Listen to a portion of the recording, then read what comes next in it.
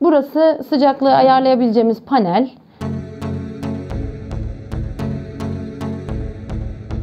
Şu an 4 çuvalla bu hazne doldu. Ondan sonra 4 gün rahat ediyorsunuz. İnternete bağlı olduğu için gelmeden önce bu sistemi çalıştırabiliyoruz. Evde otururken derecesini artırıp azaltabiliyoruz buradaki kumanda sayesinde. Evet arkadaşlar, burada da daha basit yarı otomatik denen bir yakıt sistemi var yine. Bu sistemi diğer sistemi ne kadar kolay ve pratik olduğunu anlamanız için tanıtıyorum size.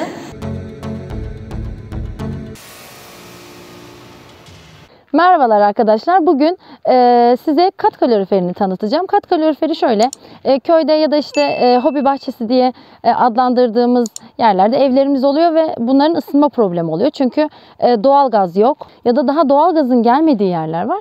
Buralarda soba yakmakla uğraşmak istemeyenler var. Çünkü soba zahmetli. Evet, onun bir albenisi vardır mutlaka ama soba istemeyenler için, evinin her yerinin eşit ısınmasını isteyenler için bir kat kaloriferi sistemi var ve bu kat kaloriferi sistemi fazlasıyla pratik ve çok fazla maliyeti olmuyor. Yani taktırma aşamasındaki maliyetinin dışında kullanım aşamasında çok fazla bir maliyeti yok. Şimdi kazan ve bu sistem bizim evin alt katında.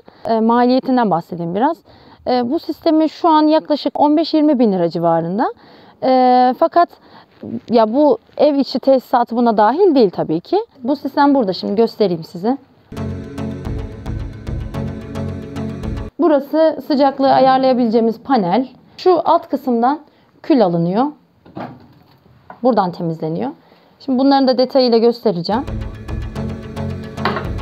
Burada kömürü koyacağımız hazne var. Şu şekilde açtım kapağını. 4-4,5 torba kadar bir kömür alıyor. Torba dediğim 25 kiloluk torbalardan bahsediyoruz. Şöyle tekrar kapattım. Bu hazneye kömürü koyduktan sonra sistem otomatik olarak devreye giriyor. Helezyon sistemiyle kömürü kazanın içine itekliyor. Ateşleme yapılıyor kazanın içinde. Ayarladığımız dereceye göre ısıtılıyor. Kömürle çalışan bir sistem dendiğinde insanlar için belki de korkutucu ya da zahmetli olarak düşünülebilir ama hiç öyle değil. Yani diyorum ya, haznesi 4 torba. 4 torbayı koyduğumuzda 45-50 derece arasında bir sıcaklığı belirlersek eğer yaklaşık 4-5 gün kadar hiçbir ekleme yapmamıza gerek yok. 25 kiloluk bir torba kömür şu an 25 lira civarında bir satışı var. Bu da ne demek oluyor? Bir günlük 25 lira gibi bir tutarla ısınmış oluyorsunuz. Bu alt kısmında, temizleme dediğimiz kısımda bir bölüm var. Bunu da, bu külü de 2 günde bir boşaltıp temizlemek yeterli geliyor. Unutmadan söyleyeyim, ayrıca yerli üretim bu. Temizleme ve nasıl kömür doldurduğumuzdan bahsedelim biraz da. Şimdi temizleme bu şekilde oluyor. 2 gündür temizlenmeyen bir durum söz konusu. Şu anda başlıyoruz.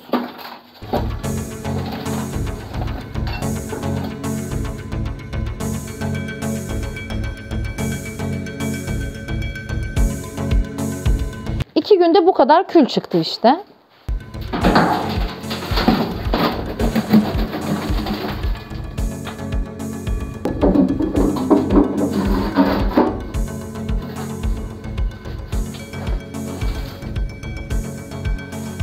Bu sistemde kullanılan kömürün çeşidi bu arada fındık kömür diye geçiyor. Külün az olmasının sebebi kömür çeşidi. Şimdi şurada gösterdiğim yer ateşleme için kullanılan bölüm. Bu ateşlemeyi kendisi otomatik yapıyor. Elektrikli bir sistem olduğu için söylüyorum. Haznenizde kömür var ise eğer, buraya kömür geliyor helezyon sistemiyle çünkü. Bu kendi kendine otomatik ateşliyor. Yani siz eğer evde değilseniz bile başka yerden buraya gelene kadar internetten bunun ateşlemesini yapıp sistemi devreye sokabilirsiniz. Şimdi temizliği yaptık. Kömürü dolduracağız haznesine. Kömür çeşidini de göstereyim size. Evet, kömür çeşidi bu fındık kömür diye geçiyor. Evet, şimdi kazana kömürü koyuyoruz.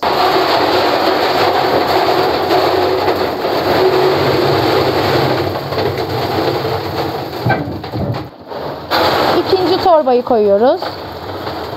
Şimdi üçüncüyü koyuyoruz. Evet, şimdi dördüncü torbayı ekliyoruz. Şu an 4 çuvalla bu hazne doldu. Bu işlemi yaptıktan sonra, yani birazdan yakmayı da göstereceğiz. Ondan sonra 4 gün rahat ediyorsunuz. Evet, şimdi kapağını kapatıyoruz. Şuradaki emniyet kilidini kapattık. Öncelikle temizleme işlemi yaptık. Sonrasında kömür ekledik kazana. Şimdi de ateşlemeyi yapacağız. Helezyon sistemiyle kömür ateşleme yapacak yere kadar gelecek.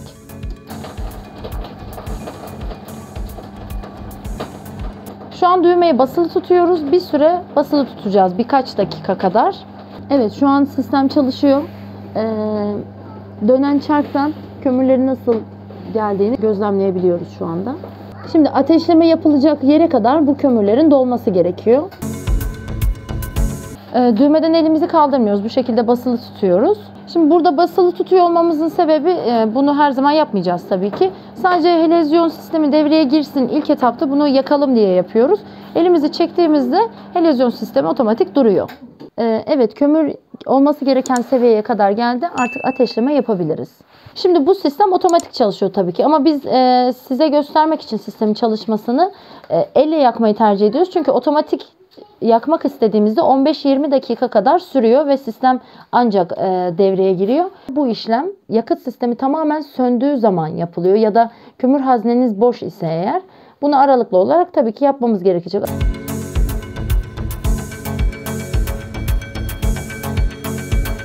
Evet, şimdi sistemi devreye koyduk. Ateşimizi canlandırsın ve yakıtı yakmaya başlasın diye. 40 derecede. Şimdi dereceyi biz biraz yükselteceğiz. Menüden girdik. Zaten ekranda göründüğü gibi. Evet, 45 dereceye sabitledik. Şu an kazanın derecesi 17 derece. Fan 11 dakika sonra diyeyim yaklaşık devreden çıkacak ve 45 dereceye gelecek. 45 dereceden aşağıya düşerse ev sıcaklığı yeniden ona ayarlayıp otomatik olarak kazanı ısıtacak ve peteklere yeniden sıcak su gönderecek. Normalde buraya gelmenize gerek yok. 45 dereceye ayarlanacak diyorum. İsterseniz artırabilirsiniz ama evden. Yani bunun bir kumandası var. Bu sistemi sürekli görmenize gerek yok. Evinizden derecesini artırıp azaltabilirsiniz. Evet, şimdi menüden işlemleri nasıl yapıyoruz onları da size kısaca göstereyim. Menüye basıyoruz. Yakıt verme süresi. Helezyonun yakıt ekleme süresi bu. Yakıt bekleme süresi 15 dakika. İstenilen kazan sıcaklığı. Bu da fan motoru otomatik çalışsın demiştik. Bu şekilde seçili. Yakıt motoru da otomatik. Fan hızı ayarı 100. Ateşleme fan hızı da 100. Ateşleme süresi 10 dakika. Ateşleme bekleme süresi 8 dakika. Tekrardan menüden bu ekrana geldik. Kazan sıcaklığı bu arada 20 santigrat dereceye çıktı. Şimdi buradaki işlemlerimiz sona erdi. Buraya yaklaşık 2-3 gün hiç uğramayacağız. 2-3 gün sonra yine yakıtı kontrol etmek için bir de külünü alıp üstüne kömür eklemek. Bu sistemi sırf size tanıtabilmek için en baştan anlattık. Cihazın kumandası bu şekilde, herhangi bir prize takarak bunu kullanabilirsiniz. Şimdi bu cihaz internete bağlı.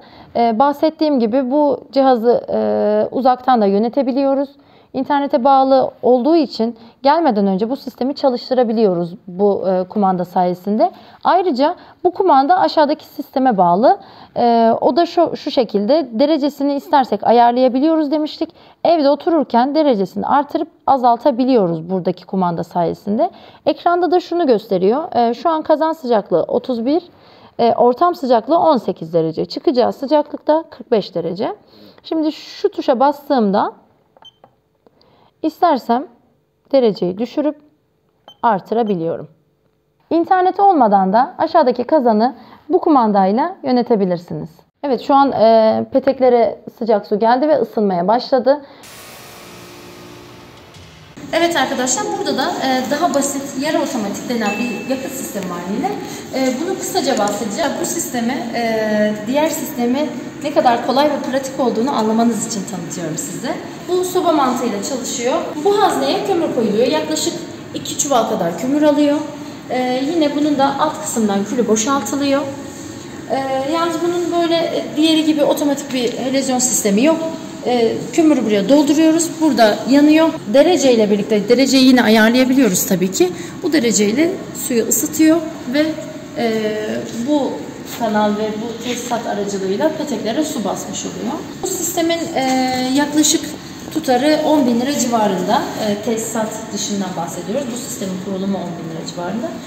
Şimdi 200 metrekarelik bir ev için 2 çuval kömür yaklaşık bir gün kadar ısıtıyor evi.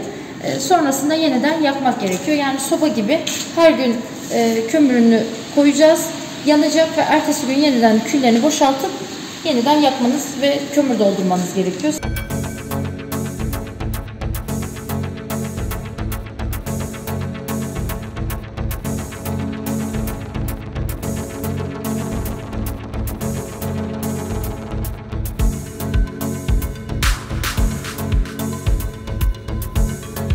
Şuradan kapattım. Size göstermek için içini gösteriyorum. Bu şekilde soba gibi yanıyor. Suyu ısıtıp eve gönderiyor.